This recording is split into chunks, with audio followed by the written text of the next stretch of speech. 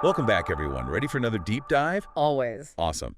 Today we're tackling Genesis. Ah, Genesis. Yeah, you'd think it'd be, old news, Adam and Eve, Noah's Ark, the whole shebang. Right. But there's so much more to uncover. Yeah. And we've got a fantastic guide. Oh, yeah. Pastor and Professor Jair Alvares Pintor. Now that name rings a bell. He was a leading theologian, led the Instituto Bíblico do Brasil for over 30 years. Sadly passed away in 2014. Okay, I see. But his work, his insights, they're seriously valuable. I've heard good things. You'll see. All right, let's hear it. First things first. Professor Pintor breaks Genesis down in a way that makes it, easier to grasp, like a roadmap. Okay, I like that. Yeah, he talks about two structures. One simple, 10 key sections, creation, fall, flood, the biggies. Right. But then he goes deeper, showing how those sections break down even further. So it's like layers. Exactly. It's brilliant. Okay, I'm intrigued. Now, here's the cool part. Professor Pintor says, don't just get stuck on the history or the literal stuff. Oh. He says the real key is divine revelation. Interesting. What does that mean exactly? Asking, what do God's actions, his words, tell us about him, his character, his heart? I see. So not just what happened, but what it reveals. Exactly. And that's where it gets exciting. Okay, I'm with you. All right, so Genesis, it starts with creation, right? Something we're all familiar with.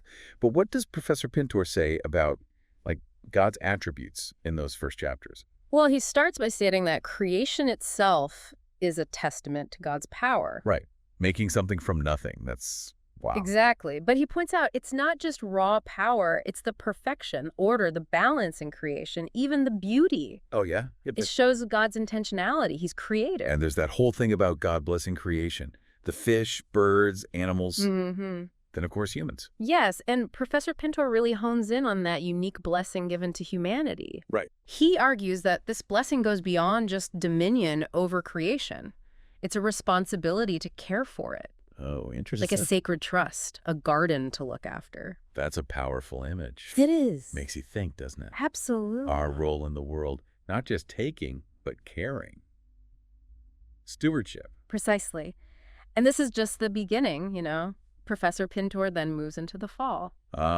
Things get a bit tricky there. That they do. And he makes an interesting argument about the tree of knowledge. He says it wasn't just about a random fruit. It represented the boundaries God set for humanity out of love. Okay. Boundaries meant to protect us, not restrict. So God wasn't being a killjoy, more like a loving parent. Exactly. Yeah. Setting limits for our own good. And when Adam and Eve disobeyed, they crossed those boundaries. Yeah, rejecting God's guidance. And Professor Pintor doesn't sugarcoat the consequences. Death entered the picture. Yes. But he emphasizes it was on multiple levels, not just physical death, which is obvious, but moral death, emotional death, even spiritual death.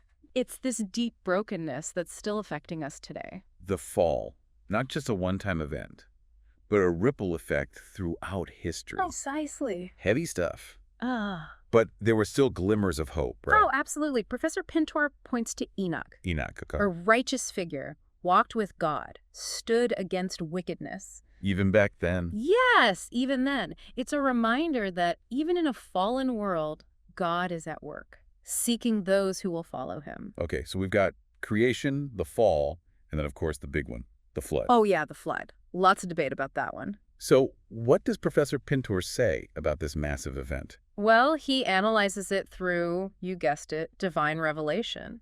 He says it shows both God's justice and his mercy. Okay, that makes sense. On one hand, judgment on a world consumed by sin. Right, can't deny that. But on the other hand, grace in saving Noah and his family. The ark, a symbol of hope amidst the chaos. Exactly. And, of course, the rainbow. Ah, yes. This promise that God won't destroy the earth in that way again. A powerful symbol. It is. It speaks to God's enduring love and faithfulness, despite our flaws. So the waters recede, nations start forming, people spreading out. Right. And then, boom, the Tower of Babel. Why do you think this story is so important in Genesis? Well, Professor Pintor highlights the human element. Oh, yeah. Pride, ambition. Trying to reach heaven, make a name for themselves. Exactly. Unity and fame, but apart from God. Classic hubris. And it backfired spectacularly. Oh, absolutely. God intervened, confused languages, scattered everyone. But Professor Pintor says it wasn't just punishment. Right. It was actually preventing further catastrophe. Oh, God. Humbling humanity before they destroyed themselves. So a course correction, You could see that. a reminder that real unity, lasting achievement, it comes from God. Yes, aligning ourselves with his purpose. Now, after Babel, there's a big shift. Oh, yeah. The story narrows in on one man, Abraham. Pivotal moment, the call of Abraham. From humanity as a whole to this specific lineage. It's a big deal. And Professor Pintor highlights that Abraham's call isn't just about him. It's about God choosing a people to bless all nations. Wow. Foreshadowing Jesus, the ultimate fulfillment. So, creation, fall, flood, Babel, and now Abraham. It's a journey, and we're just getting started. I can't wait to see what's next. All right, so we left off with Abraham chosen by God. Right, a huge turning point. Yeah, and now we dive into the covenant God makes with him. Outlined in Genesis 15, this is a big deal, right? Oh, absolutely. It's a three-part promise, shapes the whole biblical narrative. God promises Abraham the land of Canaan, tons of descendants, and a son to carry on the line. But what always fascinates me is how it's all sealed. It's not just a casual agreement. Right. This elaborate ceremony, animal sacrifices. And get this, Professor Pintor says even God participates. Oh, wow, really? He describes God passing through the animal pieces like a smoking fire pot, a flaming torch. Intense imagery. It is. Shows God's commitment. He's bound his promise. Powerful stuff. But then things get messy. You know, the whole Sarah and Hagar situation. Oh, boy, yeah. Complicated family dynamics. Sarah, desperate for a child, offers Hagar, her Egyptian slave, to Abraham. As a surrogate, right. Yeah. Culturally accepted back then, but still creates all this tension. Jealousy, resentment. Exactly. Professor Pintor points out, though, that God doesn't abandon them in their mess. Thankfully. He shows compassion to both Sarah and Hagar. He promises Hagar her son, Ishmael, will become a great nation too. Showing God's grace extends to everyone, even in tough situations. So this theme of, unconventional families continues, right?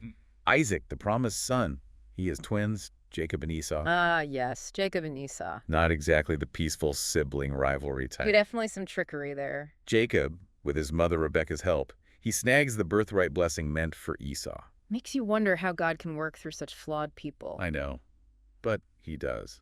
Professor Pintor emphasizes God's plans are bigger than our human schemes. Right, he weaves everything together. Even our mistakes, manipulations into this grand narrative. It's a good reminder God doesn't call the qualified, he qualifies the called. And speaking of being called, let's dive into Jacob's life. It's a wild ride. Oh yeah, adventures, betrayals, and in the end, transformation. He journeys to Haran, marries Leah and Rachel, more sibling rivalry. Proud too. And of course, fathers, the 12 sons, those future patriarchs of Israel. Quite a story. It is.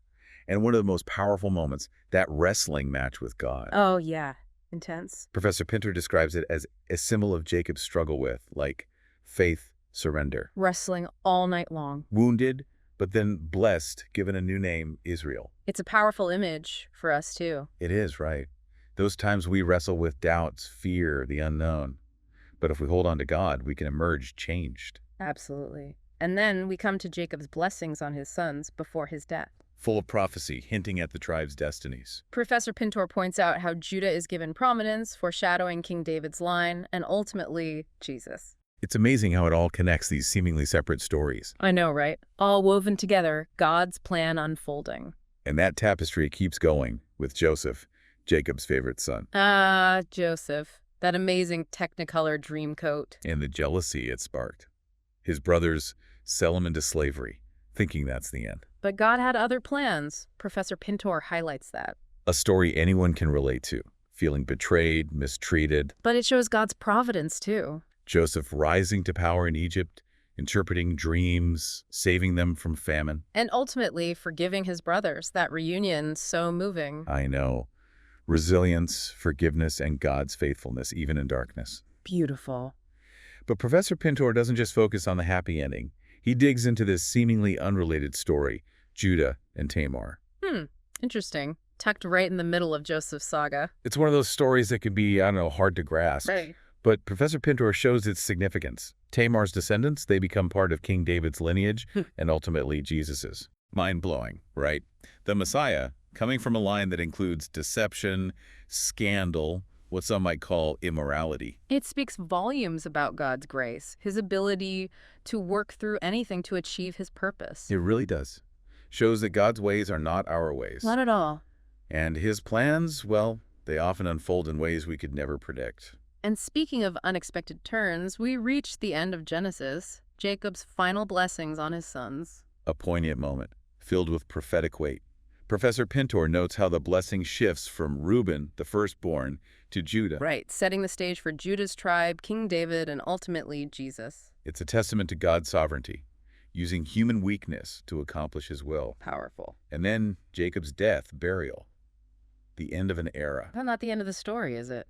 What a journey through Genesis. Yeah. Creation to the patriarchs, all these incredible stories. It's amazing how they're all connected, you know, revealing God's bigger plan. Professor Pintor's focus on divine revelation, it really makes you dig deeper. Not just what happened, but what it reveals about God. Right, those deeper truths, like even the story of Judah and Tamar, it's easy to just skim over. It's a bit scandalous, right? Hard to know what to make of it. But Professor Pintor highlights those descendants, becoming part of David's line and ultimately Jesus's. It's mind-blowing. God's ways, not our ways. He works through anything to achieve his purpose. It really shows the reach of his grace, you know. Doesn't matter our past, our mistakes, his love and redemption are there for everyone. And speaking of redemption, we see that so clearly with Joseph. Betrayal, hardship, separation, but God's plan still wins out in the end. Reconciliation, redemption, that family line preserved. It all points back to God's faithfulness to his promises. And that line leading to the Messiah.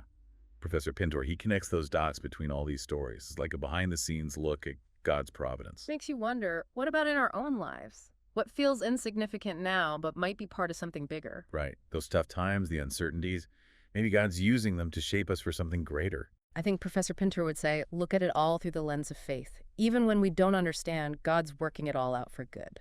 So as we wrap up our deep dive into Genesis, what's the big takeaway? What do you hope people will remember? That Genesis isn't just an old history book. It's a living, breathing testament to who God is, his love, his desire for a relationship with us, the foundation for everything in the Bible, and packed with wisdom for life. It's been incredible exploring this book with Professor Pintor's insights. I'd encourage everyone, dive into Genesis, wrestle with the stories, let God speak to you. And remember, it's just the beginning. The journey of faith goes on. There's so much more to discover in the rest of the Bible. Well said. Thanks for joining us on this deep dive. Until next time, keep seeking, keep exploring, keep diving deeper into all this amazing knowledge and wonder.